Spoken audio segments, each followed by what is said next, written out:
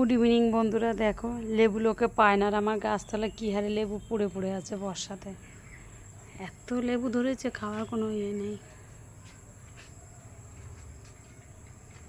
আর এবার যা বৃষ্টিতে ক্ষতি করে দিয়ে গেল, ভীষণ ক্ষতি করে দিয়ে গেল। আম গাছটায় গতবার প্রচুর আম হয়েছিল, এবার তো আরও বেশি হওয়ার কথা ছিল। এবার গুনতি কয়েকটা আম হয়েছে, দেখো অসময়ে।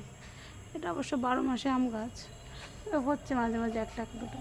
কত ছোট ছিল গাছটা, আর এত বড় হয়ে গেছে না। অল্প জায়গায় বাড়ি, কিন্তু জায়গাটা নিয়ে নিয়েছে গাছটাই। দেখো গাছপালার অবস্থা, জামা কাপড় গ্যারেজ ভর্তি।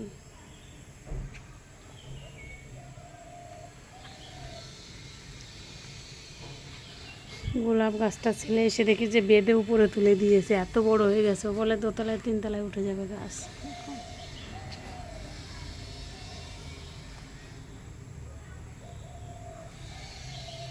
কেমন হয়ে আছে বাড়িঘরের অবস্থা, অনেক দিন ভিডিও করতে পারি না।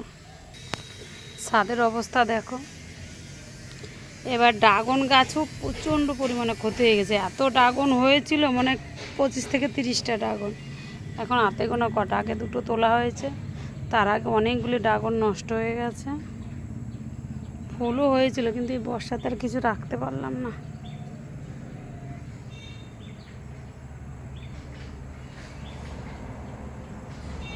আটটা নটা আছে হয়তো। আগ গাছ, ছাদের অবস্থা দেখো।